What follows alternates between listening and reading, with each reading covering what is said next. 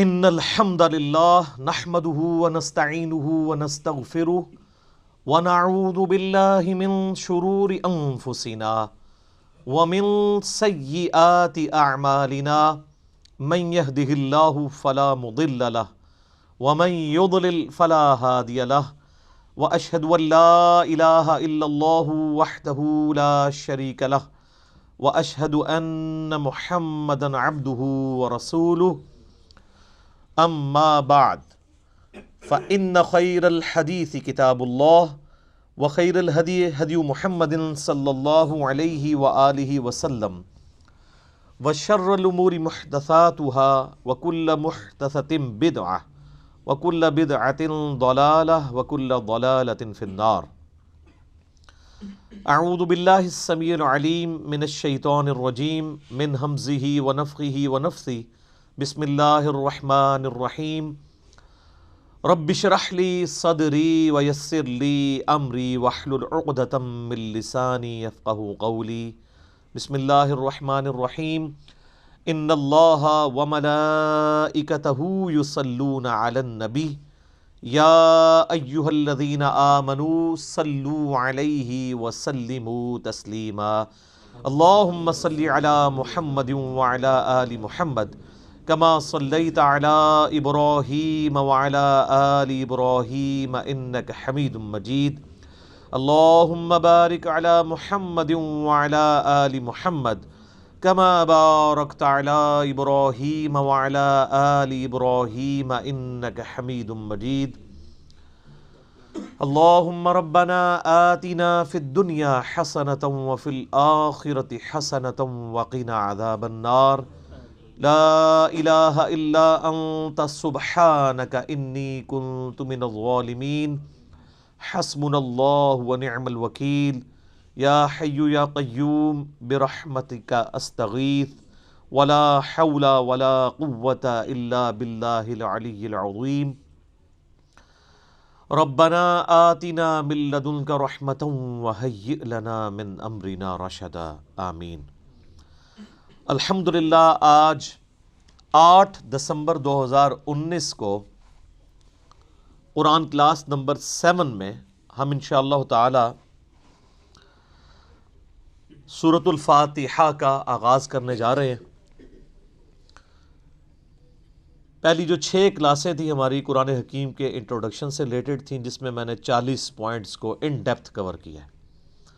وہ 6 کلاسیں 55 منٹ کی جو شخص دیکھ لے گا، قرآن کے حوالے سے جتنی بھی بیسک انفارمیشن ہے وہ میں نے 40 علمی پوائنٹس کے اندر اس میں ان ڈیپتھ ڈسکس کی ہے.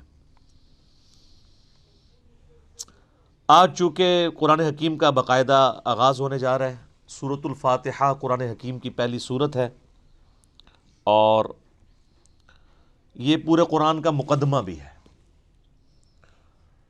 اس کو الفاتحہ بھی کہا جاتا ہے، یعنی کھولنے والی، یعنی قرآن اسی سے آ کے کھلتا ہے. یہ قرآن کی چابی ہے. احادیث میں اسے ام الکتاب بھی کہا گیا ہے، بخاری اور مسلم میں. لہٰذا یہ اس چیز کی متقاضی ہے چیز کہ ہم آج کا پورا لیکچر سورۃ الفاتحہ کو کور کریں اور اگلے لیکچر سے ہم انشاءاللہ تعالی سورۃ البقرہ کا آغاز کریں گے. میرے بھائیو، سورۃ الفاتحہ قرآن حکیم کی وہ واحد سورت ہے کہ جس کی فضیلت قرآن میں آئی ہے. قرآن کی کوئی سورت ایسی نہیں ہے، انکلوڈنگ سورۃ الاخلاص بھی، کہ جس کی فضیلت قرآن میں آئی ہو سوائے سورۃ الفاتحہ کے. اس لیے فضیلت کے اعتبار سے قرآن حکیم کی سب سے افضل سورت وہ سورۃ الفاتحہ ہے. اس کی سپورٹ میں انشاءاللہ بخاری اور مسلم سے احادیث بھی پیش کروں گا. قرآن حکیم میں اللہ تعالیٰ نے سورہ الحجر پارہ نمبر 14 میں آیت نمبر 87 ہے. اعوذ باللہ من الشیطان الرجیم. بسم اللہ الرحمن الرحیم. وَلَقَدْ آتَيْنَاكَ سَبْعًا مِّنَ الْمَثَانِي وَالْقُرْآنَ الْعَظِيمِ. اور بے شک اے محبوب صلی اللہ علیہ وآلہ وسلم، ہم نے آپ کو عطا فرمائی 7 آیات ایسی جو بار بار پڑھی جاتی ہیں، اور قرآن عظیم بھی. یعنی پورے قرآن کا ذکر الگ سے اور ان 7 آیات کا ذکر الگ سے سورۃ الحجر آیت نمبر 87 میں، اور ظاہر ہے وہ بار بار دہرائی جاتی ہیں۔ دنیا کا کوئی بھی مسلمان ہو، اس کا تعلق کسی بھی مکتبہ فکر کے ساتھ ہو، کم از کم 5 نمازوں کی فرض رکعتوں میں 17 دفعہ تو سورۃ الفاتحہ وہ پڑھتا ہے، سنتیں اور نوافل اور وتر اس کے علاوہ۔ کوئی بھی نماز ایسی نہیں ہے جس میں سورۃ الفاتحہ ریپیٹ نہ ہوتی ہو۔ یہی اس کی فضیلت کے لیے کافی ہے کہ قرآن حکیم جو نماز میں ہم پڑھتے ہیں وہ ہم بدل بدل کے پڑھتے ہیں، لیکن سورۃ الفاتحہ ایسی چیز ہے جو ہر رکعت میں پڑھی جاتی ہے۔ حتیٰ کہ صحیح بخاری اور صحیح مسلم کی متفق علیہ حدیث ہے کہ اللہ کے محبوب صلی اللہ علیہ وآلہ وسلم نے فرمایا، لا صلاۃ لمن لم یقرأ بفاتحۃ الکتاب، جو نماز میں سورہ فاتحہ نہیں پڑھتا اس کی نماز ہی نہیں ہوتی۔ یہ اتنی اوبلیگیٹری چیز ہے۔ یہ بات بھی اس کی فضیلت کے لیے کافی ہے کہ یہ قرآن حکیم کی نمبر 1 سورت ہے، اپنی ترتیب میں بھی مصحف کی اور اپنے فضائل کے اعتبار سے بھی۔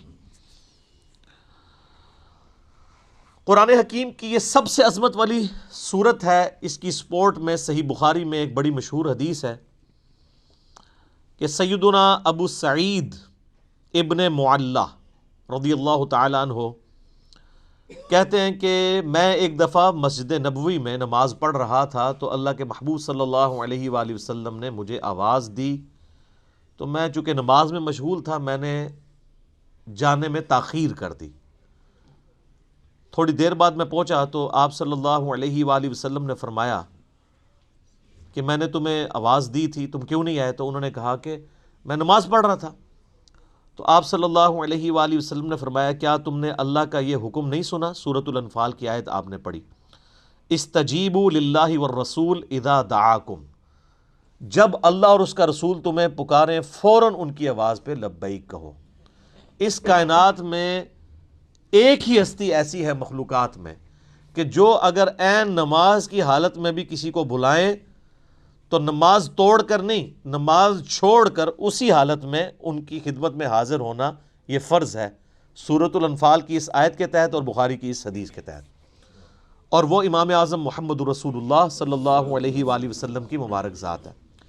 نماز توڑ کر نہیں، کیونکہ نبی علیہ السلام کی طرف جانا اللہ کے ایک حکم سے دوسرے حکم کی طرف جانا ہے۔ وہ جہاں پہ نماز اس نے چھوڑی ہوگی، اگر 1 رکعت پڑھی ہے، 2 پڑھی ہیں، 3 پڑھی ہیں، تو آ کر وہیں سے اپنی نماز شروع کرے گا، اس کی نماز ٹوٹے گی بھی نہیں۔ اس پہ اجماع امت ہے۔ بہرحال یہ جو ہمارے واعظین آئے دن کہانیاں کراتے رہتے ہیں کہ جی ماں آواز دے دے، باپ آواز دے دے، نماز توڑ دو، اس طرح کی کوئی حدیث نہیں ہے۔ البتہ یہ ضرور ہے کہ اگر زندگی موت کی کشمکش بن جائے، کوئی ایمرجنسی ہو جائے، تو آپ پھر نماز توڑ سکتے ہیں، لیکن نبی علیہ السلام کے کیس میں اگر بلایا جائے گا تو نماز توڑنی نہیں پڑے گی، بلکہ نماز وہیں پر چھوڑ کر آپ علیہ السلام کا حکم سننا پڑے گا۔ تو یہ آپ علیہ السلام نے ان کو تھوڑا سا یعنی ڈانٹ پلائی پیار محبت سے۔ پھر آپ نے اس صحابی کا ہاتھ اپنے ہاتھوں میں پکڑا اور پھر فرمایا کہ میں اس مسجد سے باہر نکلنے سے پہلے تمہیں قرآن حکیم کی سب سے عظیم صورت سکھاؤں گا۔ آپ علیہ السلام کی عادت تھی کہ آپ اگر کسی کو تھوڑا سا بھی سختی سے پیش آتے تھے تو پھر اس کے ساتھ دل جوئی بھی فرماتے تھے۔ آپ ہاتھ پکڑے اور فرمایا کہ میں تمہیں ایک تحفہ دوں گا۔ وہ صحابی کہتے ہیں پھر تھوڑی دیر بعد جب ہم مسجد سے باہر نکلے تو مسجد سے نکلتے ہوئے میں نے نبی علیہ السلام سے کہا، یا رسول اللہ اپنا وعدہ پورا کریں، آپ نے مجھے کہا تھا کہ آپ مجھے قرآن کی سب سے عظمت والی صورت تعلیم فرمائیں گے۔ تو آپ علیہ السلام نے فرمایا کہ وہ صورت ہے الحمد للہ رب العالمین، یعنی سورۃ الفاتحہ۔ اور پھر آپ علیہ السلام نے ساتھ ہی یہ سورہ حجر کی آیت نمبر 87 بھی پڑھی کہ یہ وہ جو قرآن حکیم میں آیا ہے وَلَقَدْ آتَيْنَاكَ سَبْعًا مِّنَ الْمَثَانِي وَالْقُرْآنَ الْعَظِيمِ، یہ ہے وہ صورت جو قرآن حکیم میں اللہ نے مجھے عطا کی، جو 7 آیات بار بار دہرائی جاتی ہیں۔ اور پھر آپ علیہ السلام کے بخاری میں الفاظ ہیں، یہ ام الکتاب ہے، یہ قرآن کی ماں ہے، قرآن کی جڑ اس میں ہے، اسی سے پورے قرآن کا درخت نکل رہا ہے۔ فاتحہ بھی ہے، ام الکتاب بھی ہے، اور یہ وہ 7 آیات ہیں جو سورہ ہجر میں آئی ہیں۔ تو سورہ ہجر کی اس آیت کے کانٹیکسٹ میں کتاب التفسیر چیپٹر میں امام بخاری اس حدیث کو لے کر آئے ہیں۔ یہ حدیث کافی ہے اس کی فضیلت کے لیے۔ اچھا، یہ تو سورہ اعظم تھی نا قرآن کی۔ قرآن کی ایک آیت بھی ہے جو اعظم ہے، وہ صحیح مسلم میں حدیث ہے۔ ابی ابن کعب، جن کے بارے میں بخاری مسلم میں آتا ہے کہ 4 بندوں سے قرآن سیکھو، ان میں ایک عبداللہ ابن مسعود ہیں اور ایک ابی ابن کعب ہیں اور سیدنا سالم ہیں، یہ ان میں سے ایک ہیں۔ تو ابی ابن کعب کہتے ہیں کہ نبی علیہ السلام نے مجھ سے ایک دن پوچھا کہ جانتے ہو کہ قرآن کی سب سے اعظم آیت کون سی ہے؟ تو انہوں نے کہا یا رسول اللہ صلی اللہ علیہ وآلہ وسلم، میرے اندازے کے مطابق قرآن حکیم کی سب سے عظیم آیت اللہ لا الہ الا هو الحی القیوم، آیت الکرسی، سورہ بقرہ کی آیت نمبر 255 ہے۔ تو آپ علیہ السلام نے اپنا ہاتھ ان کے سینے پہ مارا محبت کے ساتھ اور فرمایا ابو منذر، تمہیں یہ علم مبارک ہو۔ یعنی نبی علیہ السلام نے ان کے علم کے اوپر ان کی تحسین فرمائی کہ تمہیں میرے بتائے بغیر تم نے صحیح اندازہ لگایا کہ قرآن حکیم کی سب سے اعظم سورت جو آیت ہے وہ آیت الکرسی ہے۔ بخاری سے پتہ چلا کہ سب سے اعظم سورت سورۃ الفاتحہ ہے، مسلم شریف سے پتہ چلا سب سے اعظم آیت الکرسی ہے۔ تو اس سے یہ بات بھی کلیئر ہوگی کہ جو لوگ کہتے ہیں نا وہ احادیث میں ہے سواد اعظم، وہ سب سے بڑا گروہ جو ہے اس کو پکڑ لینا، اور وہ سب سے بڑا گروہ ہر ملک میں ڈیفرنٹ ہوتا ہے۔ یعنی آپ بنگلہ دیش میں جائیں گے تو وہاں سب سے بڑا گروہ دیوبندی ہے، پاکستان میں سب سے بڑا گروہ بریلوی ہے، سعودیہ میں چلے جائیں گے اہل حدیث بڑا گروہ ہے، ایران میں چلے جائیں گے شیعہ بڑا گروہ ہے۔ تو وہاں اعظم سے مراد تعداد میں بڑا نہیں ہے، عظمت میں بڑا۔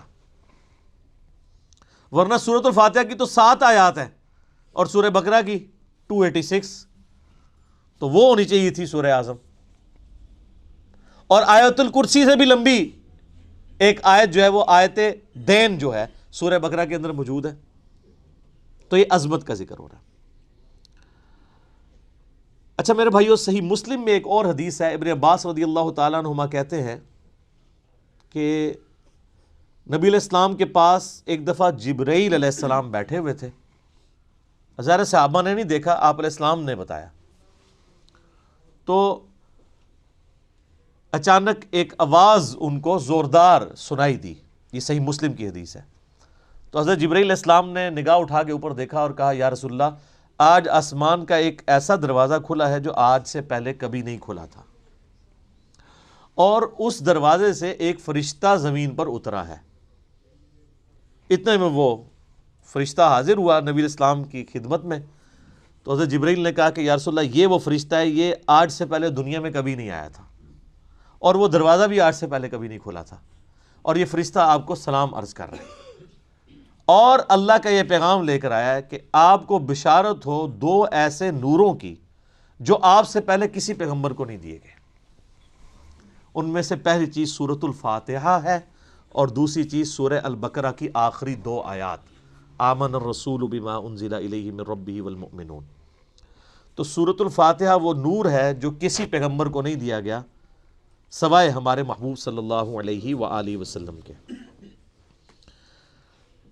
اچھا، صحیح بخاری کی جو میں نے حدیث بیان کی کہ سورہ اعظم ہے قرآن کی، اس کے تحت یہ بات تو بالکل کلیئر ہو گئی کہ نبی علیہ السلام نے سورۃ الفاتحہ کو جو تعلیم فرمایا اس کا آغاز کیا الحمدللہ رب العالمین سے۔ تو اس میں واضح اشارہ موجود ہے کہ بسم اللہ الرحمن الرحیم سورہ فاتحہ کا حصہ نہیں ہے، قرآن کا حصہ ہے۔ وہ تو ہر سورت کے آغاز میں بسم اللہ ہے سوائے سورہ التوبہ کے، اور سورہ نمل کے اندر آیت بھی ہے انہ من سلیمان و انہ بسم اللہ الرحمن الرحیم۔ لیکن جو سورتوں کے آغاز میں بسم اللہ لکھی جاتی ہے یہ سورت کا حصہ نہیں، قرآن کا حصہ ضرور ہے۔ تو چونکہ نبی علیہ السلام نے اس میں فرمایا الحمدللہ رب العالمین، تو اگر آپ علیہ السلام نے اس سورت کو تعلیم فرمانا ہوتا اس اعتبار سے کہ بسم اللہ اس کا حصہ ہوتی، تو آپ فرماتے کہ وہ صورت ہے بسم اللہ الرحمن الرحیم الحمدللہ رب العالمین. تو یہ اس بات کو تقویت دیتی ہے کہ بسم اللہ سورہ فاتحہ کا حصہ نہیں. لیکن نماز میں ہم پڑھتے ہیں، اس کے ساتھ پڑھیں گے، لیکن حصہ نہیں ہے. البتہ مسلمانوں میں اہل حدیث مکتبہ فکر اور امام شافعی کے جو مقلدین ہیں ان کا موقف ہے کہ بسم اللہ سورہ فاتحہ کا حصہ ہے. اہل تشیع کا بھی یہی موقف ہے. اسی لیے آپ اگر شیعہ کے چھپے ہوئے قرآن دیکھیں گے اور اہل حدیثوں کے، اب یہ میرے ہاتھ میں جو قرآن ہے یہ سعودیہ سے چھپا ہوا ہے، یہ اہل حدیث کا ہے. اس میں بھی بسم اللہ الرحمن الرحیم کو پہلی آیت انہوں نے ڈکلیئر کیا ہوا ہے، اور الحمدللہ رب العالمین کو دوسری آیت. امام حنیفہ رحمہ اللہ تعالی اور کئی ایک ائمہ کا یہ موقف ہے کہ سورہ فاتحہ کا حصہ نہیں ہے بسم اللہ. میرے نزدیک امام ابو حنیفہ رحمہ اللہ کا موقف احادیث کی روشنی میں مضبوط ہے، کیونکہ نبی علیہ السلام سورہ فاتحہ کا اعلان کرتے ہوئے اس کو الحمدللہ رب العالمین سے بتا رہے ہیں. اس سے بھی بڑھ کر دلیل ایک صحیح مسلم کی حدیث ہے، بڑی رکت انگیز حدیث ہے، اور وہ حدیث قدسی آپ نے اکثر سنی ہوگی. سیدنا ابو ہریرہ رضی اللہ تعالیٰ عنہ کہتے ہیں کہ اللہ کے محبوب صلی اللہ علیہ وآلہ وسلم نے فرمایا اس شخص کی نماز ناقص ہے، ناقص ہے، ناقص ہے جو سورہ فاتحہ نہیں پڑھتا نماز میں. تو کچھ تابعین نے عرض کیا کہ ابو ہریرہ جب ہم امام کے پیچھے ہوتے ہیں پھر ہم کیا کریں؟ تو انہوں نے کہا اقرأ بہا فی نفسک، تم پھر اپنے جی میں آہستہ آہستہ پڑھ لیا کرو. وہ جز القراء امام بخاری کی کتاب میں آتا ہے کہ وہ آپ نے جب امام سکتے کرتا ہے ان سختوں کے دوران پڑھنی ہے، امام کے ساتھ نہیں پڑھنی. اب یہ الگ سے ایک ٹاپک ہے، میں آج اس کو ڈسکس نہیں کروں گا. میرا یوٹیوب پہ کلپ ہے امام کے پیچھے فاتحہ، اور اس کے ساتھ نیو لکھا ہوا ہے، اس میں نے موقف بیان کیا ہے. اور پھر نبی علیہ السلام نے فرمایا حدیث قدسی، یعنی اللہ کا فرمان بزبان محمد رسول اللہ صلی اللہ علیہ وآلہ وسلم، کہ اللہ تعالیٰ فرماتا ہے قسمت الصلاۃ بینی و بین عبدی نصفین. اچھا، یہ حدیث شیعہ کے ہاں بھی پائی جاتی ہے جو میں بیان کر رہا ہوں صحیح مسلم کی، اب کہ میں نے نماز اپنے اور اپنے بندے کے درمیان برابر تقسیم کر لی ہے، نصف میرے لیے ہے اور نصف میرے بندے کے لیے. اور نماز کسے کہا؟ سورہ فاتحہ کو، پوری نماز. پھر اللہ تعالیٰ نے فرمایا، نبی علیہ السلام فرماتے ہیں کہ جب میرا بندہ کہتا ہے الحمدللہ رب العالمین تو میں کہتا ہوں میرے بندے نے میری حمد بیان کی، میری تعریف کی. جب وہ کہتا ہے الرحمن الرحیم تو میں کہتا ہوں میرے بندے نے میری ثنا کی. جب وہ کہتا ہے مالک یوم الدین تو میں کہتا ہوں میرے بندے نے میری تمجید بیان کی، میری بزرگی کا اعتراف کر لیا. اور جب وہ کہتا ہے ایاک نعبد و ایاک نستعین تو یہ میرے اور میرے بندے کے درمیان کامن عہد اور بانڈ ہے. جو میرے بندے نے مجھ سے مانگا میں نے اسے دیا.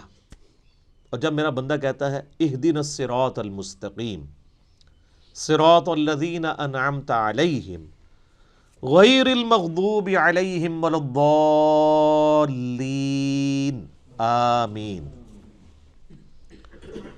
تو میرے بندے نے جو مجھ سے مانگا اس دعا میں نے اسے عطا کر دیا.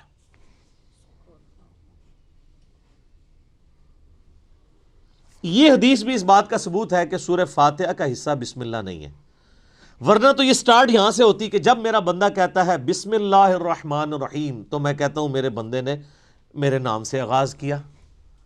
جب وہ کہتا ہے الحمدللہ رب العالمین تو میں کہتا ہوں میرے بندے نے میری حمد کی. تو اس حدیث میں بھی، حدیث قدسی میں بھی سورہ فاتحہ کا آغاز الحمدللہ رب العالمین سے ہوا. لہذا اہل تشیع اور اہل سنت میں اہل حدیث اور شافعی ہیں جو شوافع، ان کا موقف مضبوط نہیں ہے اس مسئلے میں. امام حنیفہ رحمہ اللہ کا موقف اس مسئلے میں، جہاں کئی مسئلوں میں ان کے موقف غلط ہے، اس مسئلے میں ان کا موقف ٹھیک ہے کہ سورہ فاتحہ کا حصہ نہیں ہے بسم اللہ. اس سے بھی بڑھ کر بخاری و مسلم میں حدیث ہے، انس ابن مالک کہتے ہیں میں نے پوری زندگی نبی علیہ السلام کے پیچھے نماز پڑھی، اس کے بعد حضرت ابو بکر کے پیچھے، پھر حضرت عمر کے پیچھے، پھر حضرت عثمان کے پیچھے. میں نے ان چاروں میں کسی کو بھی قرات کا آغاز نماز میں بسم اللہ سے کرتے ہوئے نہیں سنا، ہمیشہ الحمدللہ رب العالمین سے سنا۔ وہ ثنا تو خاموشی سے پڑھی جاتی ہے نا، اور بسم اللہ بھی۔ قرات کا آغاز وہ کرتے تھے الحمد سے، اس کا مطلب ہے کہ وہ سورہ فاتحہ سے اسے الگ سمجھتے تھے۔ اور مسلم میں تو یہاں تک الفاظ ہیں، بلکہ وہ حضرت انس بن مالک تو انکار ہی کر رہے ہیں، وہ کہتے ہیں کہ نبی علیہ السلام اور حضرت ابوبکر و عمر سورہ فاتحہ سے نہ پہلے بسم اللہ پڑھتے تھے نہ بعد میں، یعنی اگلی سورہ سٹارٹ کرنے سے پہلے بھی بسم اللہ نہیں پڑھتے تھے، کنٹینیوشن کے ساتھ پڑھتے تھے۔ بعض محدثین نے اس کی توجیہ بیان کی کہ اس سے مراد ہے کہ بلند آواز سے نہیں پڑھتے تھے، کیونکہ ثنا اور بسم اللہ آہستہ آواز سے پڑھنا تو ثابت ہے، تو آہستہ آواز سے پڑھنا ہی اس بات کی دلیل ہے کہ اس کو فاتحہ سے الگ کر کے پڑھتے تھے، لہٰذا وہ فاتحہ کا حصہ نہ ہوا۔ اچھا، اب ٹیکنیکلی اس کو آپ سمجھیں کہ سورہ فاتحہ کی یہ 7 آیات کیسے پوری ہوتی ہیں۔ مسلم میں جو یہ ہے نا الفاظ کے آدھی میرے لیے آدھی میرے بندے کے لیے، تو پھر سورہ فاتحہ آدھی ہوتی ہوگی نا کہیں پہ، کیونکہ آدھی میرے لیے اور آدھی میرے بندے کے لیے، تو آئیں پھر آدھی کر کے دیکھ لیتے ہیں۔ وہ سٹارٹ ہو رہا ہے اس حدیث میں، جب میرا بندہ کہتا ہے الحمدللہ رب العالمین، تو میں کہتا ہوں میرے بندے نے میری حمد کی، الرحمن الرحیم میرے بندے نے میری ثنا کی، مالک یوم الدین میرے بندے نے میری بزرگی کا اعتراف کیا۔ 3 آیتیں ہوگی۔ اس کے بعد آتا ہے ایاک نعبد و ایاک نستعین، یہ میرے اور میرے بندے میں کامن ہے، لہٰذا یہ آیت پھر سینٹر میں ہو گئی، کیونکہ تینوں پہلی آیات جو ہیں وہ اللہ کی تعریف ہے، الحمدللہ رب العالمین، الرحمن الرحیم، مالک یوم الدین۔ ایاک نعبد و ایاک نستعین عہد ہے، اور کہا یہ کامن ہے، مراد یہ سینٹر میں ہے۔ اور اس کے بعد جتنی چیزیں وہ دعائیں ہیں، اہدنا الصراط المستقیم، یہ بندے کی ہو گئی، صراط الذین انعمت علیہم غیر المغضوب علیہم ولا الضالین آمین۔ یہ 3 آیات اللہ سے دعا ہوئی، یہ بندے کے لیے، اور اس میں الفاظ ہیں جو میرے بندے نے مانگا میں نے دے دیا۔ پہلی 3 اللہ کی ثنا، اور سینٹر والی ایاک نعبد و ایاک نستعین کامن بانڈ۔ ٹھیک ہو گیا؟ اس سے بھی مزے کی بات، ایاک نعبد و ایاک نستعین بھی سینٹر ہو جاتی ہے، یہ ایک آیت ہے نا، ایاک نعبد، اے اللہ ہم تیری عبادت کرتے ہیں، یہ بھی اللہ کی تعریف، و ایاک نستعین، اور دعا تجھ سے کرتے ہیں۔ واؤ پہ آگے سینٹر بنتا ہے، اس واؤ سے پہلے 3.5 آیات اس طرف ہیں اور 3.5 آیات اس طرف ہیں، یہ بالکل سینٹر بنتی ہے واؤ، ایاک نعبد، اور وہ اسی لیے حدیث میں ہے نا یہ کامن ہے۔ کامن کیوں ہے؟ ایاک نعبد میرے بندے نے میری عبادت کی، و ایاک نستعین میرے بندے نے مجھ سے مانگا، اور کیا مانگا؟ اہدنا الصراط المستقیم صراط الذین انعمت علیہم غیر المغضوب علیہم ولا الضالین آمین۔ تو یہ اتنی مضبوط دلیل ہے، یہ جتنے دلیل کیا کتنے دلائل میں نے سامنے رکھ دی ہیں کہ جس کے بعد کوئی گنجائش نہیں رہتی کہ کوئی بندہ ہٹ درمی پہ اور ضد پہ آ جائے۔ شیخ زبیر زئی رحمہ اللہ تعالیٰ سے 2008-9 کی بات ہے، میں نے، اب چونکہ وہ اہل حدیث تھے تو اہل حدیث کی کوشش ہوتی ہے کہ امام حنیفہ ہر مسئلے میں غلط ثابت ہو جائے، تو میں نے ان کے سامنے کہا جی اب آپ کو چیک کرتے ہیں، ہم بخاری مسلم کو مانتے ہیں کہ وہ یہ نہ ہو کہ امام حنیفہ کی دشمنی آپ کو اس پہ نہ ابھار دے کہ آپ سچائی سے اناد کریں۔ تو مجھے کہتے ہیں جی وہ بسم اللہ حصہ ہے فاتحہ کا۔ میں نے کہا جی یہ واضح احادیث ہیں، یہ میں نے سارے دلائل آپ کو بھی سن کے اندازہ ہو گیا ہوگا، اس کے بعد کوئی بندہ یا مان سکتا ہے یا چھڑولی چھوڑ سکتا ہے آگے سے، بالکل واضح بات ہے۔ تو ان باتوں کا ان کے پاس کوئی جواب نہیں تھا۔ وہ کہتے ہیں نہیں امام شافعی، میں نے کہا امام شافعی کو چھوڑیں، آپ کہتے ہیں کتاب و سنت، اب آپ کہہ رہے ہیں امام شافعی کہتے ہیں بسم اللہ حصہ ہے۔ ہم آپ کو بخاری مسلم سے ثابت کر رہے ہیں کہ سورہ فاتحہ کا حصہ نہیں ہے بسم اللہ۔ بہرحال نماز میں بھی پڑھیں گے، قرآن میں بھی پڑھا جائے گا، قرآن کا حصہ ہے سورہ فاتحہ سے پہلے پڑھنا، اور نماز میں بھی ہم بسم اللہ پڑھنا سنت ہے، بسم اللہ پڑھ کے ہی سورہ فاتحہ پڑھی جاتی ہے۔ جب بالکل پہلی دفعہ پڑھی جائے گی پھر تو اعوذ باللہ بھی پڑھا جائے گا، یہ بھی ذہن میں رکھیے گا۔ پہلی رکعت میں تو اعوذ باللہ سے بھی سٹارٹ کریں گے، باقی رکعتوں میں صرف بسم اللہ سے۔ کیوں؟ قرآن جب بھی پڑھا جائے گا نا تو اعوذ باللہ سے آغاز ہوگا، ایون آپ نے قرآن پڑھتے پڑھتے تلاوت روک دی، بند کی، کسی سے گپ شپ کی، دوبارہ پڑھیں گے تو اعوذ باللہ سے۔ اور اس کا حکم جو ہے سورۃ النحل آیت نمبر 98 میں موجود ہے، فَإِذَا قَرَأْتَ الْقُرْآنَ فَاسْتَعِذْ بِاللَّهِ مِنَ الشَّيْطَانِ الرَّجِيمِ، پس تو جب بھی قرآن کی قرات کرنے لگے تو اللہ کی پناہ حاصل کر لیا کر شیطان مردود کے اگینسٹ۔ کیوں؟ اگر آپ شیطان کے اگینسٹ اللہ کی پناہ نہیں حاصل کریں گے تو قرآن پڑھ کے آپ غلط رزلٹ بھی نکال سکتے ہیں، اس میں قرآن کا قصور نہیں ہے۔ اگر ایک اچھی گاڑی ہے اس پہ ڈرائیور غلط بیٹھ گیا جا کے ٹھوک دیتا ہے تو گاڑی کا تو قصور نہیں ہے۔ تو قرآن حکیم سے غلط رزلٹ جان بوجھ کے لوگ نکال سکتے ہیں، جب تک کہ اپنے آپ کو قرآن کے سامنے سرنڈر نہ کریں اور اللہ تعالیٰ کے سامنے اپنے آپ کو پیش نہ کریں شیطان کے اگینسٹ کہ یا اللہ تو ہی پناہ دے ہمیں اس کے اگینسٹ، ورنہ قرآن حکیم وہ پڑھیں گے تو اس سے غلط رزلٹ بھی نکال سکتے ہیں، وَلِعَوْذُ بِاللَّهِ تعالیٰ، اس لیے حکم دیا گیا۔ اچھا، بخاری مسلم کی ایک حدیث بڑی مزے کی ہے۔ صحابہ کرام کا قافلہ کہیں جا رہا تھا، راستے میں انہوں نے ایک جگہ پانی کے لیے پڑاؤ کیا، تو وہاں پہ ایک قبیلہ آباد تھا، انہوں نے صحابہ کرام کی کوئی مہمان نوازی نہیں کی، لیکن اسی دوران ان کے قبیلے کے سردار کو ایک سانپ یا بچھو نے ڈس لیا۔ یہ حدیث بخاری میں بھی ہے اور مسلم میں بھی۔ تو جب وہ سانپ اور بچھو نے ڈس لیا تو وہ صحابہ کرام کے پاس آئے اور کہا کہ تم میں سے کوئی ایسا ہے جو جھاڑ پھونک کر سکتا ہو، دم ڈال سکتا ہو زہریلے جانور کا؟ تو ایک صحابی نے کہا ہاں مجھے ایک دم آتا ہے، لیکن میں یہ بکریوں کا پورا ریوڑ اس کے عوض معاوضہ لوں گا۔ مرتے کیا نہ کرتے، پھنسے ہوئے تھے، انہوں نے کہا ٹھیک ہے۔ اس نے جا کے دم ڈالا سورہ فاتحہ پڑھ کے، تو حدیث کے الفاظ ہیں وہ بندہ اس طرح ہو گیا جیسے مردہ زندہ ہو جاتا ہے اس کے اثر سے، دم کے۔ بکریوں کا ریوڑ والے کیا۔ اب صحابہ کرام میں اختلاف ہو گیا، ایک گروہ نے کہا کہ یہ تو آپ نے قرآن پڑھنے کی اجرت لے لی ہے، یہ تو حرام ہے، زیادہ پرہیزگار لوگ بھی ہوتے ہیں نا۔ دوسرے نے کہا نہیں ہم نے معاوضہ لیا، بالکل ٹھیک ہے۔ بہرحال یہ طے پایا کہ نبی علیہ السلام سے جا کے فیصلہ کروائیں گے۔ آپ علیہ السلام کے پاس آئے تو آپ صلی اللہ علیہ وآلہ وسلم نے پہلے تو اس کی تحسین کی کہ تو نے یہ بہت بڑی انوینشن کی ہے، تجھے کس نے بتا دیا کہ سورہ فاتحہ میں اتنی شفا ہے؟ سورہ فاتحہ شفا بھی دیتی ہے۔ اور پھر آپ علیہ السلام نے فرمایا ان احق ما اخذتم علیہ اجرا کتاب اللہ، سب سے بہترین چیز جس کے اگینسٹ تم معاوضہ طلب کر سکتے ہو وہ اللہ کی کتاب ہے۔ اور پھر آپ علیہ السلام نے فرمایا کہ وہ جو بکریاں لی ہیں نا اس میں سے کچھ حصہ مجھے بھی دو تاکہ امت کے لیے کنفرم ہو جائے کہ یہ مال حلال ہے۔ انہی حدیث کے تحت قرآن حکیم کی جو تعلیم کی اجرت ہے نا، نمازیں پڑھانے کی اجرت نہیں میں بات کر رہا، قرآن کی تعلیم کی اجرت لینا وہ جائز ہے ایز اے ٹیچر۔ جیسے آپ باقی علوم حاصل کرتے ہیں تو پیمنٹ کرتے ہیں نا، چاہے ٹیوشن کے لیے جائیں یا اسکول کے لیے، ویسے ہماری طرح بغیر پیسے لیے پڑھائیں وہ تو بہت اعلیٰ درجے کی چیز ہے۔ تو اسی کے تحت جو ہے نا وہ آپ علماء سے پوچھیں نا نمازیں پڑھانے کی تنخواہ لے رہے ہیں، وہ کہتے ہیں نہیں نہیں نہیں ہم تو تعلیم کی لیتے ہیں، اور تعلیم دیتے بھی کوئی نہیں۔ اب تو بچوں کو لوگوں نے بھیجنا ہی چھوڑ دیا مسجد کے اندر۔ تو بل ایسی مساجد جہاں پر ٹیچرز جو ہیں وہ قرآن حفظ کر رہے ہیں، قرآن کی تعلیم دے رہے ہیں، اور پیرلل میں وہی ٹیچرز باری باری نماز پڑھاتے ہیں، تو وہ تو بغیر تنخواہ کے ہی پڑھا رہے ہیں، وہ تنخواہ تو تعلیم کی لے رہے ہیں۔ امام حنیفہ رحمہ اللہ تعالیٰ تو مطلقاً امام مسیح کی تنخواہ کو حرام سمجھتے ہیں، لیکن بعد میں فقہ حنفی والوں نے متاخرین کے فتوے کے تحت اسے جائز سمجھا ہے۔ تو بل قرآن کی تعلیم والا معاملہ بالکل ٹھیک ہے۔ اب رہی وہ حدیث بخاری و مسلم کی کہ لا صلاۃ لمن لم یقرأ بفاتحۃ الکتاب، جو فاتحہ نہیں پڑھتا اس کی نماز نہیں ہوتی۔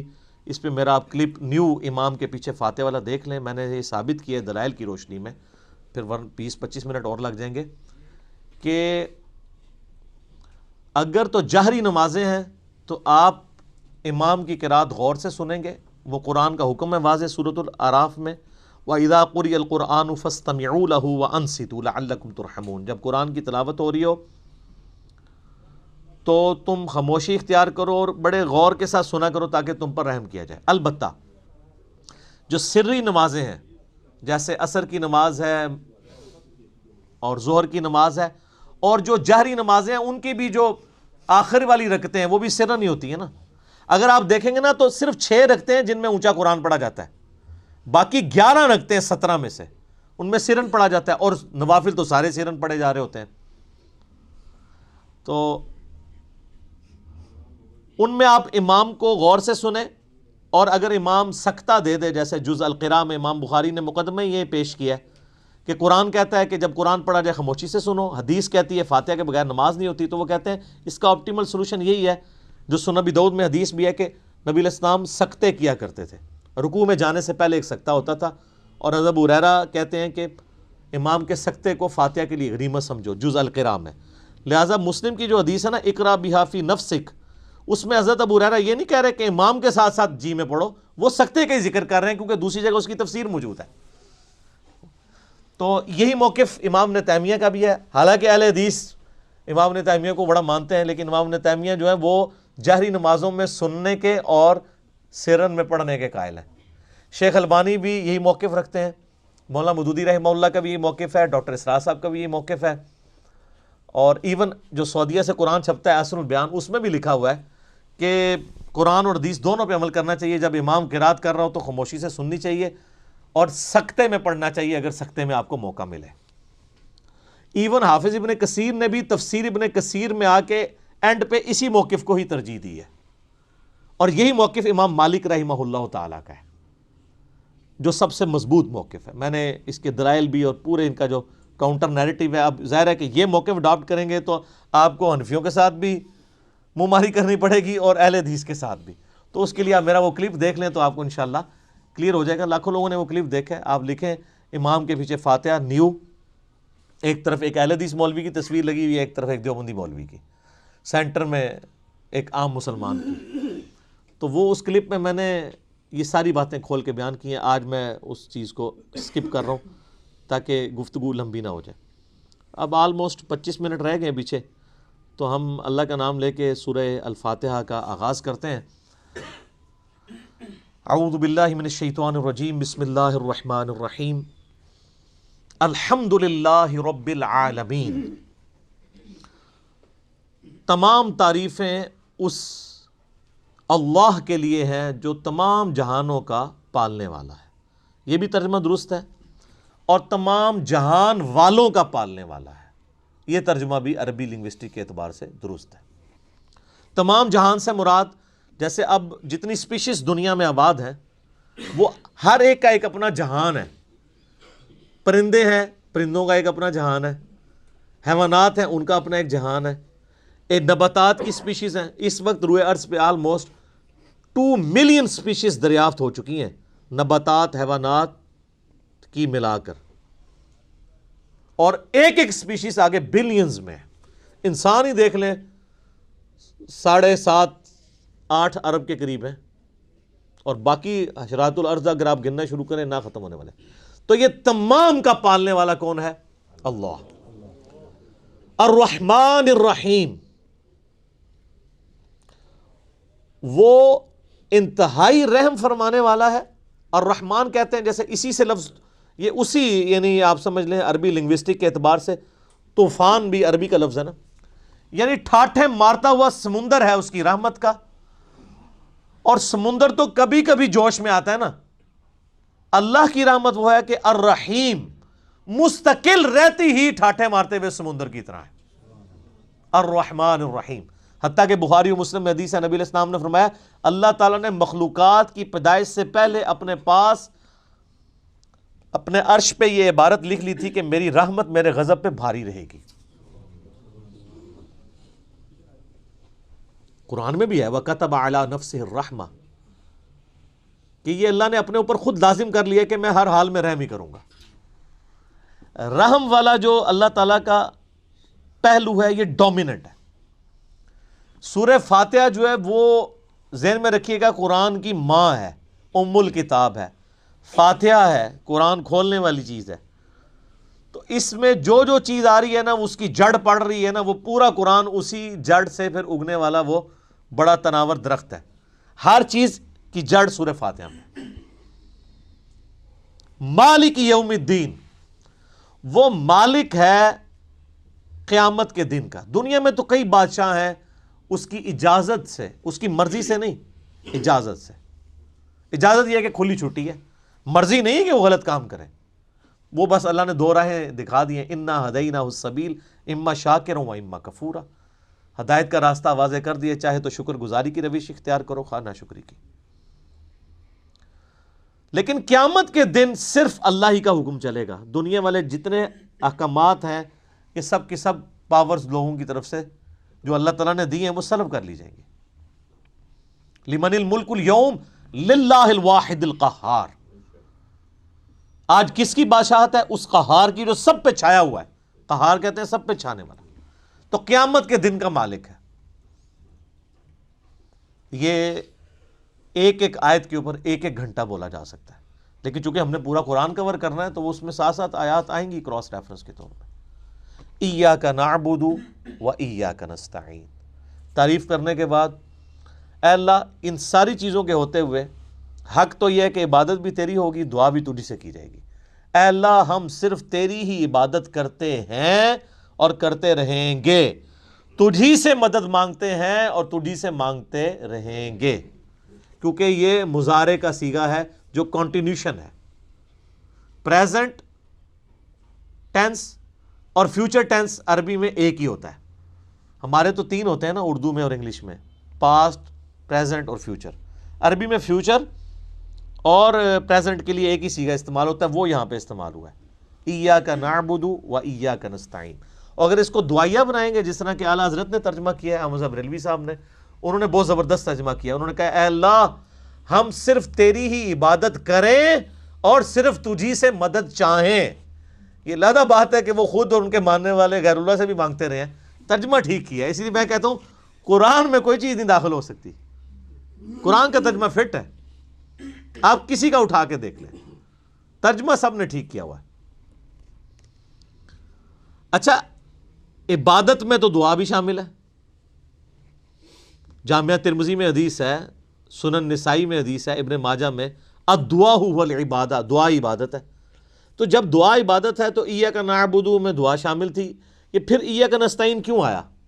اس لیے کہ سب سے سینسٹیو ایشو ہی دعا کا ہے، غیر اللہ کو مدد کے لیے پکارنے کا. تو اللہ تعالیٰ نے اس کو اسپیسیفکلی بیان کیا. اس کے باوجود امت کی اکثریت غیر اللہ سے مدد مانگ رہی ہے. ایک تو ہے ظاہری اسباب، وہ تو آپ مانگیں، تو قرآن میں حکم ہے وَتَعَاوَنُوا عَلَى الْبِرِّ وَالتَّقْوَى وَلَا تَعَاوَنُوا عَلَى الْإِثْمِ وَالْعُدْوَانِ. یہ تو بالکل ٹھیک ہے. وہ ایک مفتی صاحب جو کیو ٹی وی پہ بیٹھے ہوئے ہیں لوگوں کے عقیدے خراب کرنے کے لیے، وہ کہتے ہیں جی اب پھر ہم امی سے روٹی نہ مانگیں جا کے. بھائی امی سے روٹی وہ مانگتا ہے جس کی امی گھر موجود ہوتی ہے، جس کی امی قبرستان میں آرام فرما ہوتی ہے. اگر وہ امی سے روٹی مانگ رہا ہو تو اسے کیا کہا جاتا ہے؟ پاگل یا مجذوب. تھوڑے سوفسٹیکیٹڈ ورڈ، مجذوب یا پاگل. تو یہ پاگلوں سے آپ گفتگو کر رہے ہیں، یہ دھوکہ دے رہے ہیں. وہ کہتے ہیں جی کوئی دریا میں ڈوب رہا ہو تو اللہ کو پکارے گا یا جو وہاں پہ کنارے پہ لوگ موجود ہیں ان کو پکارے گا. بھئی یہ تو ساری اسباب ہے. تو سر وہ اس وقت شیخ عبد القادر جیلانی کو بھی پکار کے دیکھ لے اگر اس کو ہے کہ وہ بچا لیں گے، کیونکہ اللہ نے دنیا کو اسباب کے ساتھ جوڑا ہوا ہے. ان کو اگر اپنے بزرگوں پہ اتنا مان ہے تو یہ پھر دریا میں چھلانگ مارے نا اور پکاریں بزرگوں کو. ظاہر اسباب میں آپ نے اڈاپٹ کرنے کا حکم ہے. ہاں جو دعا مانگی جائے گی بغیر اسباب کے، آپ جو غائب میں مدد کے لیے پکار رہے ہوتے ہیں، مثلا یہاں بیٹھے میں ان کو کہتا ہوں مجھے پانی پلا دیں، بالکل ٹھیک ہے. لیکن یہ بغداد میں قبر کے اندر ہے، میں کہتا ہوں مجھے پانی پلا دیں، وہی جملہ شرک میں لے جائے گا. یہ ہے اصل مسئلہ. یہ جھگڑتے رہتے ہیں جی وہ جی بزرگوں کو اختیار نہیں. میں کہتا ہوں جی بزرگوں کو اختیار ہو بھی، کوئی بزرگ ماشاءاللہ اتنا پہنچا ہے کہ اسے اللہ نے اختیار ہی دے دیا فرشتوں کی طرح، پھر بھی بزرگوں کو پکارنا شرک ہوگا مدد کے لیے. ویسے آپ نے محبت میں پکارنا ہے، آپ ضرور پکاریں، مدد کے لیے نہیں. ویسے اپنی محبت کا اظہار کریں، لبیک یا رسول اللہ کہیں، لبیک یا حسین کہیں، بالکل ٹھیک ہے، آپ محبت کا اظہار کریں. المدد نہیں. بارش کون برساتا ہے؟ اللہ. ڈیوٹی کس کی ہے؟ تو بارش فرشتوں سے مانگی جائے گی یا اللہ سے؟ اللہ سے. اچھا اگر کوئی فرشتوں سے مانگ لے کہ یار خیر اللہ نے ڈیوٹی لگائی ہے، سر وہ مشرک ہو جائے گا. اور یہ قرآن میں لکھا ہوا ہے. آپ پارہ نمبر 20 کھول لیں اگر کسی کو توفیق ہو. میں نے کئی بار سنا ہے، میں ایک جگہ بیٹھا ہوا تھا، وہاں پہ ایک شیعہ ذاکر بھی تھے. اب مجھے 2-3 دن پہلے، شیعہ عالم تھے بلکہ ذاکر نہیں تھے، 2-3 دن پہلے پتہ چلا ہے وہ فوت بھی ہو گئے. بہت علمی آدمی تھے، اللہ تعالیٰ ان کی مغفرت کرے. تو وہ ان کے ساتھی بیٹھے تھے، وہ کہتے ہیں جی ٹھیک ہے ہم یا علی مدد نہیں کہنا چاہیے. لیکن جو جعلی مدد کہتا ہے آپ اسے کیوں کہتے ہیں وہ شرک کر رہا ہے؟ میں نے کہا اس لیے قرآن میں لکھا ہے. تو میں نے یہ آیت سورہ النمل کی آیت نمبر 62 پارہ نمبر 20 کے آغاز میں اَمَّن يُجِيبُ الْمُضْطَرَّ إِذَا دَعَاهُ وَيَكْشِفُ السُّوءَ وَيَجْعَلُكُمْ خُلَفَاءَ الْأَرْضِ أَإِلَٰهٌ مَّعَ اللَّهِ.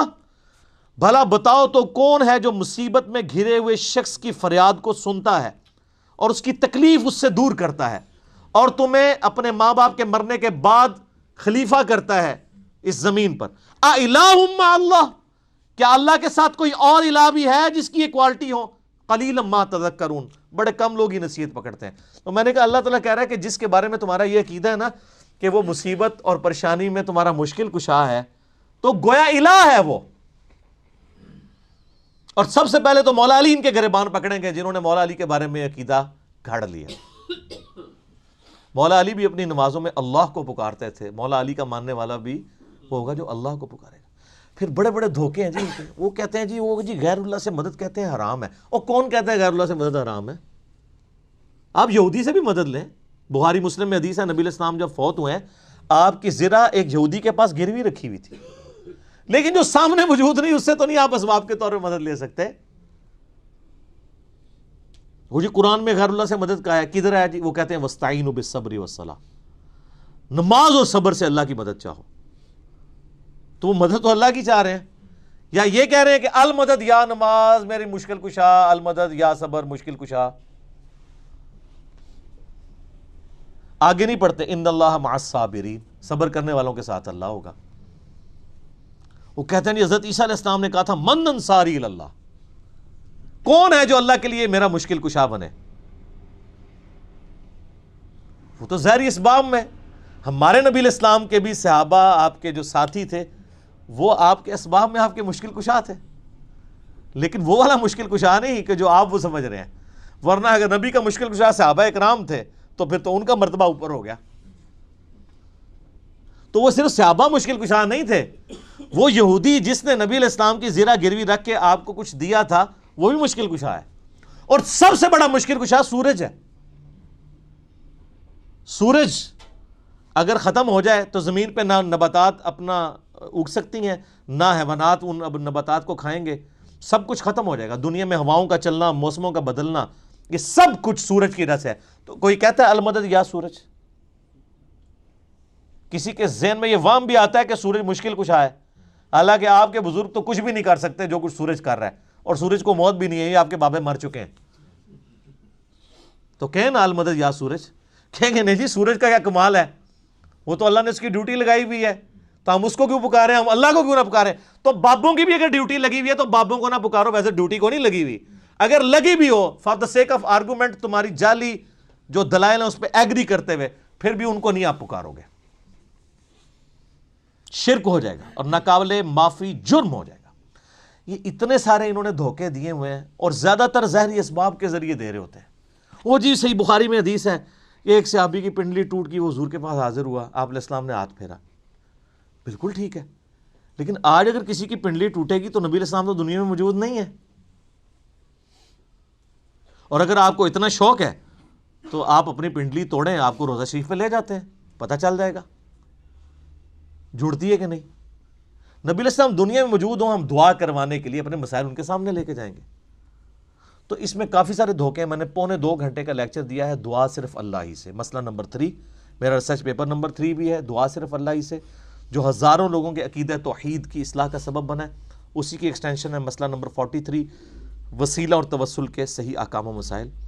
اس پہ گھنٹوں بولا جا سکتا ہے، جتنے انہوں نے لیم ایکسکیوزز ڈیوائز کیے ہوئے ہیں، جتنے دھوکے دیے ہوئے ہیں.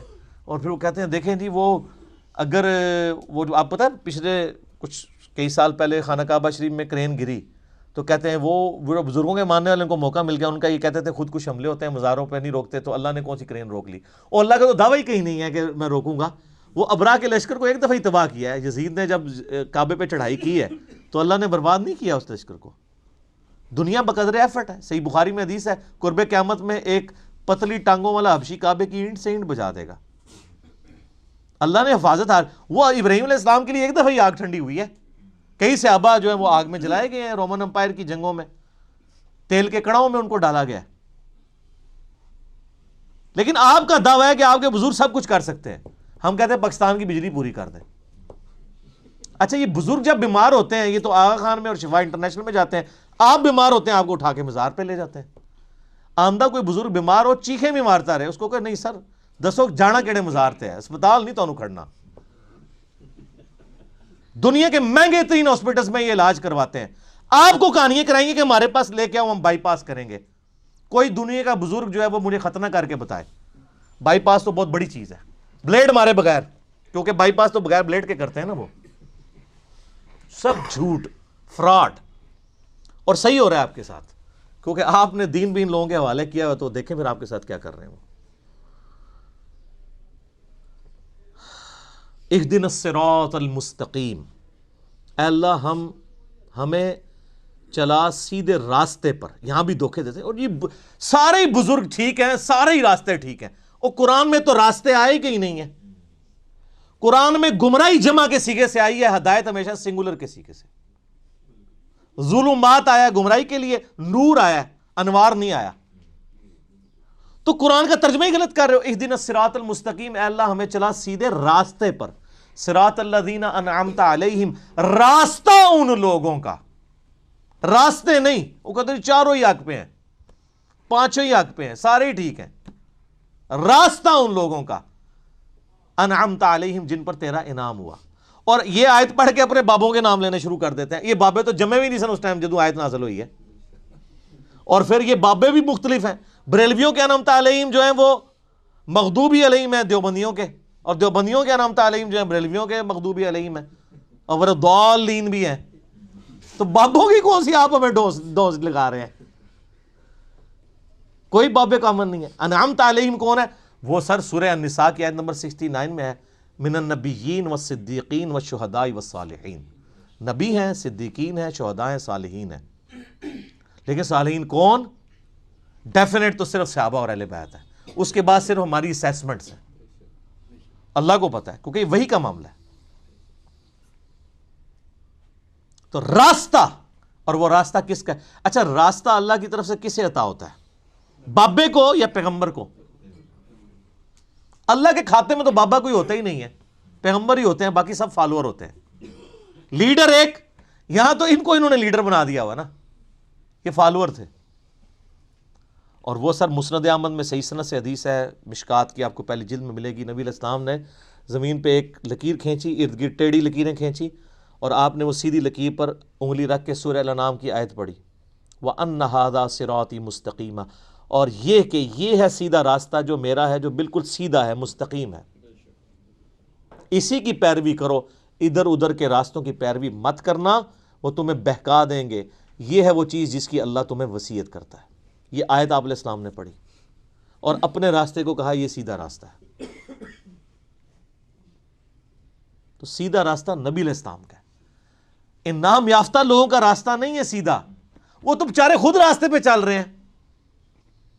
یہ کہتے ہیں ان کے پیچھے چلے. نہیں نہیں نہیں نہیں، ان کے پیچھے نہیں، اس راستے پہ چلنا ہے جس راستے پہ وہ چل رہے ہیں.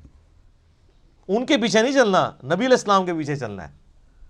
کیونکہ وہ تو پھر آپ خود ہی میں سناتے ہیں، شیخ عبد القادر جیلانی کے پاس شیطان آیا، اس نے کہا عبد القادر تیری ساری نمازیں معاف ہیں جی. تو کہنا جی عبد القادر جیلانی نے لا حول ولا قوت الا باللہ پڑھا اور کہا تو شیطان ہے. تو اس نے جاتے جاتے پھر وار کیا. اس نے کہا تجھے تیرے علم نے بچا لیا. تو ان کا نہیں، مجھے اللہ کے فضل نے بچایا. تو کہتے ہیں وہ ایک نورانی شکل میں آیا تھا، تو وہ کہنے لگا میں تیرا رب ہوں. اور پھر اس نے کہا کہ تیرے اس مقام پہ پہنچے ہوئے 70 غوث میں نے ورگلا دیے. تو ہم کہتے ہیں غوث تو آپ کہتے ہیں سب سے بڑا اونچا مرتبہ ہوتا ہے. وہ 70 غوث جس شیطان نے ورگلا دیے اس کو کیوں نہیں پیر مانتے؟ اور وہ جو 70 غوثوں کے ماننے والے لاکھوں مرید تھے، وہ تو کہہ رہے تھے ہمارے بزرگ ہمیں بخشوائیں گے. وہ بزرگ تو خود اللہ کے فضل سے دوزخ پہنچے ہوئے ہیں. وہ شیطان نے ورگلا دیا. تو تسی کتنے جاؤ گے؟ تو سر پیروں نو پھڑو جنہوں اللہ نے تھوڑا پیر بنایا. ما ضل صاحبکم وما غوا، تمہارے نبی نہ کبھی بہک کے ہیں نہ کبھی بیرا چلے ہیں. اس کو پیر مانو. سناتے خود ہیں اور انجینئرنگ پھر جب ہم کرتے ہیں ان کو سمجھ آتی ہے ہمارے ساتھ ہو کیا گیا.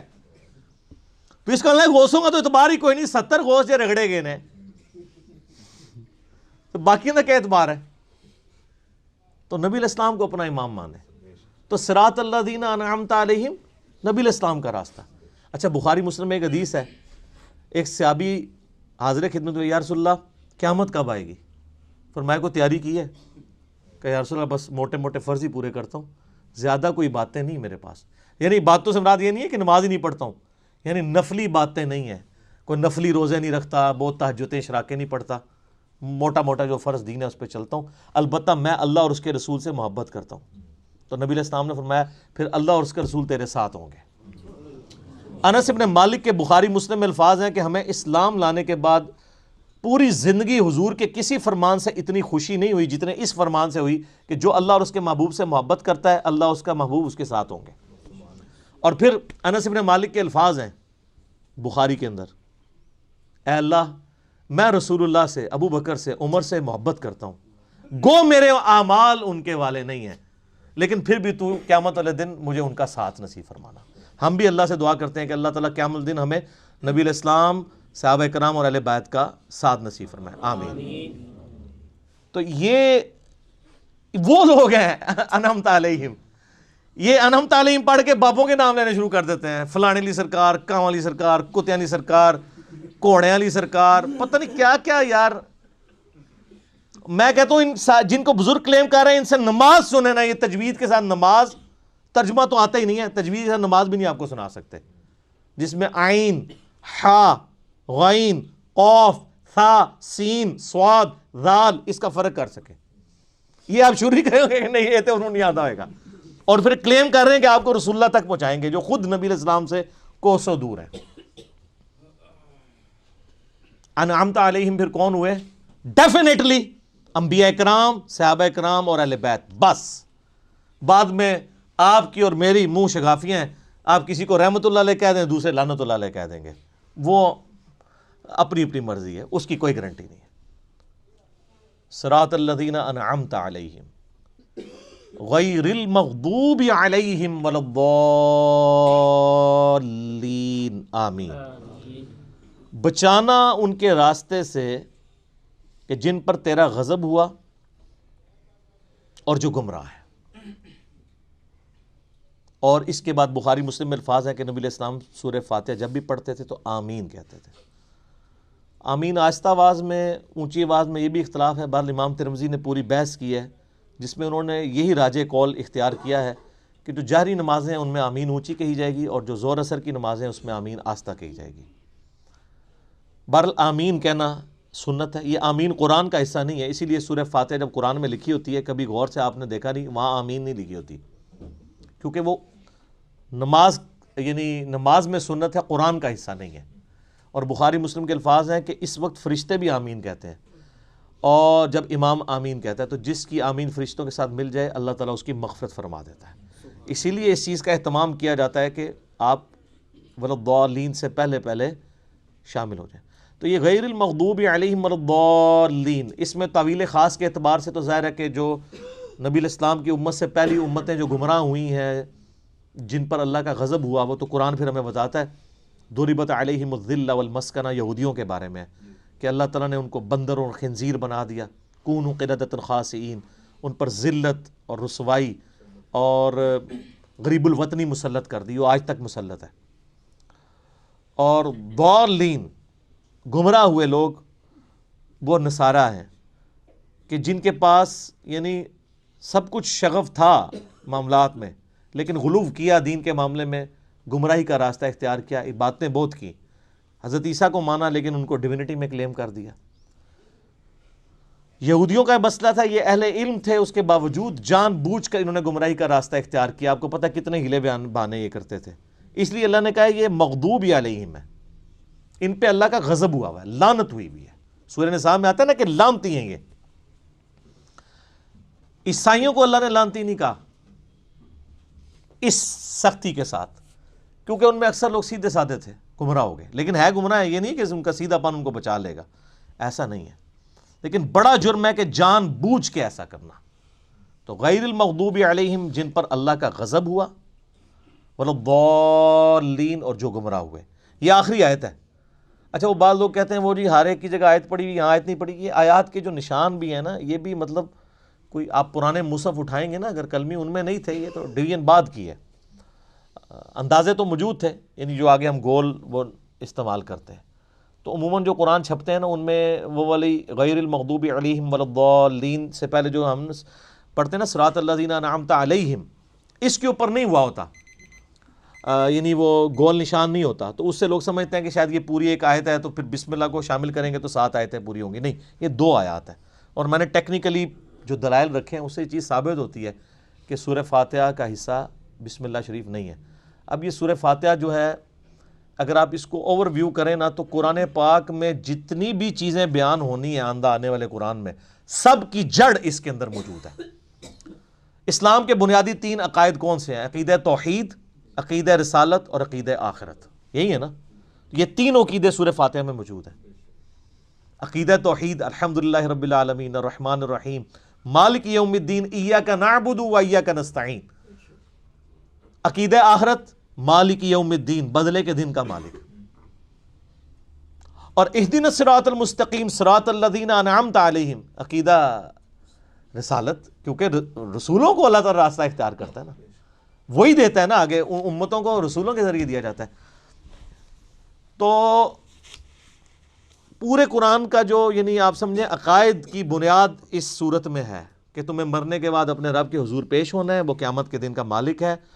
قیامت میں اللہ کے پاس پہنچنے سے پہلے پہلے رسولوں کا راستہ اختیار کر لو، توحید کا راستہ اختیار کر لو، اور اللہ سے یہ بھی دعا بھی مانگتے رہو کہ اللہ تعالیٰ گمراہی کے راستے سے اور جو لوگ جن پہ اللہ کا غضب ہوا ان لوگوں کے راستے سے بچاتا رہے. یہ سارا کچھ اگر آپ جمع کریں تو قرآن پاک میں کوئی ایک ٹاپک بھی ایسا نہیں ہوگا. جب رسولوں کا راستہ آ گیا تو رسولوں کی ساری شریعت سمجھ لیں، اس کی جڑ اس میں پڑ گئی. نکاح طلاق کے مسائل بھی اس میں کور، حج کا طریقہ بھی کور، کیونکہ صراط الذین انعمت علیہم ہے اور اہدنا الصراط المستقیم ہے. تو اس لیے اسے ام الکتاب الفاتحہ، قرآن کھولنے والی، قرآن کی ماں کہا جاتا ہے کہ سارے عقائد و نظریات کی جڑ اس صورت کے اندر موجود ہے. انشاءاللہ تعالیٰ اگلی دفعہ ہم سورۃ البقرہ کا آغاز کریں گے. صلو علی الحبیب صلاۃ ور محمد وآل محمد. اللہم صلی علی محمد وعلی آل محمد کما صلیت علی ابراہیم وعلی آل ابراہیم انک حمید مجید. اللہم بارک علی محمد وعلی آل محمد کما بارکت علی ابراہیم وعلی آل ابراہیم انک حمید مجید. اللہ تعالیٰ سے دعا ہے جو حق بات میں نے کہی اللہ تعالیٰ ہمارے دلوں میں راسخ فرمائے. اگر جذبات میں میرے منہ سے کوئی غلط بات نکل گئی اللہ تعالیٰ ہمارے دلوں سے ہی معاف کر دے، ہمیں معاف بھی کر دے، ہمیں کتاب و سنت کی تعلیمات پر عمل کر کے دوسرے بھائیوں تک پہنچانے کی توفیق عطا فرمائے. سبحانک اللہم و بحمدک اشہد ان لا الہ الا انت استغفرک و اتوب الیک وما علینا الا البلاغ المبین. جزاکم اللہ خیرا.